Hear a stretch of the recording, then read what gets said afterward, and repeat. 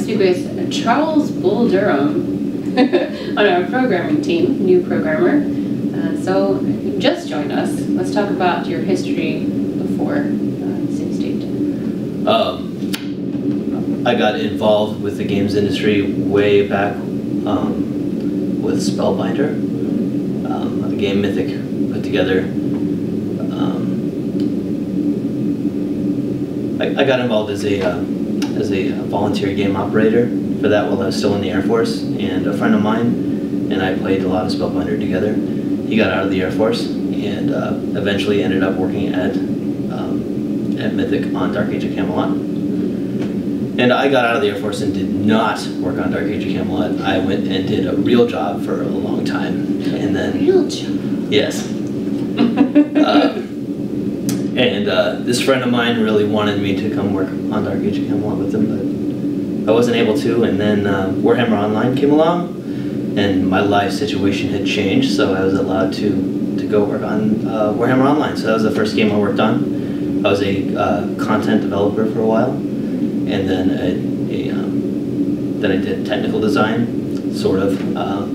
We ended up doing a lot. I did end up doing a lot of semi-tools work. Like that was kind of like the liaison between the designers and the some of the engineers, getting the things that the content developers need. So then we made Warhammer Online, and I went off. After that, I went to Star Wars: The Old Republic, went to BioWare Austin, worked as a designer for a while, and was making tools for them as a designer. And then one day, the engineers discovered that I was making tools on the side, and so they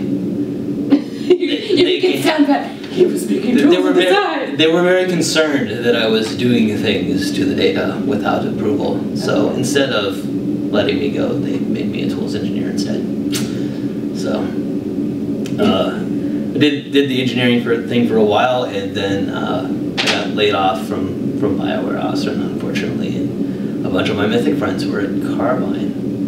So like, why don't you come over here and design stuff for Carbine? It's like, okay. So I stopped doing the programming work, went over to Carbine. That was really fun. We were putting together WildStar, and WildStar is about done. So now I discovered that I much prefer engineering to design work. So what lured you away from WildStar? I mean, the game is very far progressed, getting ready to release on console at some point. Well, outside of the fact that, I'm sorry, West Coast, but California is not the state for me. I don't think I've ever heard that before. No, it's not for me. This game is completely different than every other MMO that I've worked on, and it's kind of been something that I've wanted to do. A lot of the ideas that Mark has were ideas that I had hoped someone would pull off, someone braver than me. So we're doing it. It seems like everything that I had, every critical thing, such as not concentrating on the actual game itself, the end game, all of the little bits and pieces that are actually will keep people wanting to play, seem to be overlooked in many of the other MMOs I worked on. So hopefully this is where it's at. Okay. Well, as you're helping make it to where it's at, what are you working on right now? Right now, I am working on the ability system, trying to make the ability system a lot more awesome. Working on actually getting the everything hooked up together, so that the designers can make cool abilities and other things, other ideas that they have along the way. It's not just icons of Andrew's face that make you run faster? What's that? Is it not just icons of Andrew's face that make you run faster? That's right. Okay. We're gonna even more awesome. Yes. Ideas that Ben has and Mark has, that there's a lot of work to be done with making the ability system much better. And my job in that is to give them the ability to put all that together. As a gamer and someone who favors MMOs, have you used PvP a lot, and is that something that draws you to games? PvP does indeed draw me into the games. It makes the games sticky for me. It's kind of the ultimate equalizer. However, I know that The PvP is fun, I guess. With the RVR is a little bit better. I kind of like being part of a group of people that I can support along the way. How would you say that this is different from a game like Eve, where you are, kind of part of a flotilla or a faction or something like that? How would the RVR for this game, where you have your entire realm, be different from something like that you've played before? There wasn't a whole lot of that realm pride in EVE Online. It was really more of a what's in it for me kind of thing. So I think that one of the things that is definitely lacking in that game is the trust that you have in your friends. Yeah, because you never know when they're just going to backstab you. So that was kind of missing. It's been missing. You talked about being excited coming here and how this is going to be different than other things and fulfill some of the expectations that you've hoped for in games from the past. Can you expound on that? Talk about some of the things that are exciting to you that make you want to work here. Well, it's a small studio, so I get to know everybody. Eventually, this is only my second day. I'm excited about the idea of the players being in control of the game, more or less. They build and fight over resources. One of the things that I've always thought would make an awesome RVR type game would be fighting over the resources that you're using to continue the fight. Being able to have more ownership over the world. Those are things that are scary to do in a more mainstream MMO, I guess. But I don't know, you shouldn't be afraid of something new.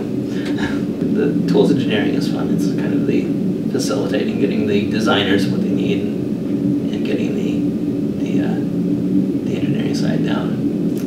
The bridge. Yeah, and it's kind of like a force multiplier. It's the better the tools you have, the quicker you can put things in the game.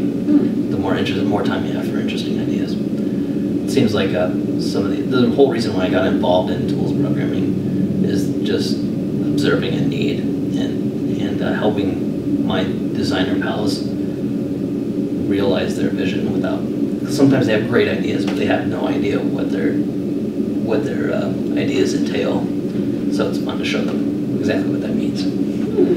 When you're at, I think you said you're at Star Wars, when you decided to do tools on the side, when you do them on the side, were you sharing them with the designers, or you were just doing them you just like, this is so frustrating to me, I know it needs to be done, I'm going to do it over here just so I feel some pressure leaving me from the fact that I'm so frustrated not seeing this happen? It was more of we were doing things, and then I said, hey, how do we do this? And they said, we do this the hard way. And I was like, we're not going to do it the hard way. I'm going to take a day of not designing things, and we're actually going to do it, make something to make this a lot easier. So, is that something you think is going to be, perhaps in a smaller studio, valued as far as the contribution, where you can think outside the box a bit and just kind of do what you feel needs to be done to accomplish things?